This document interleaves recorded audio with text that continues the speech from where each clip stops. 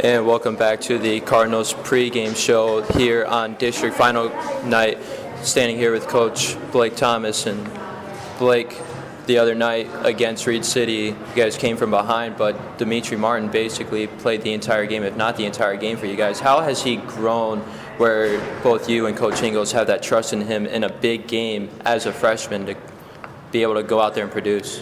Well, Dimitri comes in he hasn't played organized basketball since about 6th grade.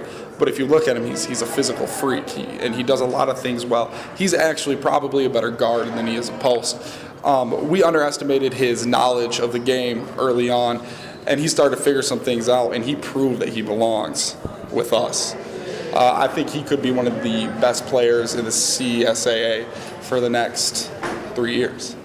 Certainly seems that way, Blake, and I mentioned that really down the stretch, Dimitri has really shown himself that he belongs at this level with not only at the varsity level, but in this league, and he certainly proved that Wednesday night. How has that time going against guys like Quinn Tyson in practice, how has that really helped his game develop maybe quicker than what you guys anticipated? Q taught him a lot of things early. Q backdoored him probably 15 times our first practice, and it's something Dimitri hadn't seen before. But the thing that Dimitri's done for Q as well is Q's going to see kids like Dimitri every day at Ferris, and they've made each other so much better throughout the course of the season.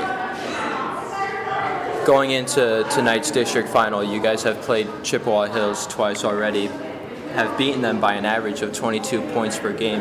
How do you and Coach Ingles get your guys to not fall into the trap that just because the first two games were easy doesn't mean that tonight will be easy? Well, a lot of these guys were around a couple years ago when we had lost to Reed City twice. That would have been Jake Doherty, Daria Williams. Their junior year, we lost to Reed City twice, and we got them the third time.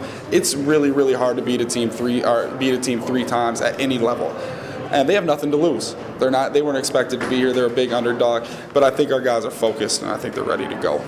Certainly you saw the game that Chippewa Hills played against Clare Wednesday night, where Clare was outscored by 9 points in that decisive fourth quarter in this game. How do you guys defensively that you've been able to hang your hat on all year, but how do you really ratchet it up more on them? We're very versatile. You know, we play 3 different types of defense. We press, we jump press. The big thing is we're going to crank up the pressure. We want to get out and get after them and take them out of their game. They like to dribble penetrate. We focused on closing the gaps yesterday and taking that away from them. And if they're going to beat us, they're going to have to shoot their way out of it.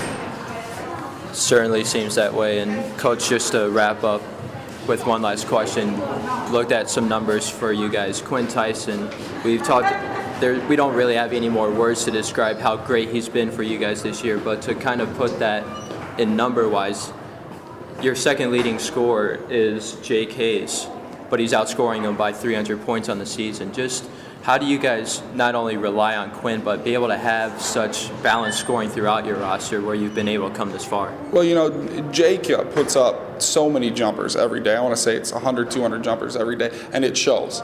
He's been knocking down a lot of jumpers, and we have a lot of weapons. We have Matt Breck, who come off the bench, and he's a fantastic shooter. And we're starting to figure things out. We're starting to gel as a team right now, and it's the perfect time to start gelling. So, certainly is, Coach. Good luck tonight in the district final. Thank you very much.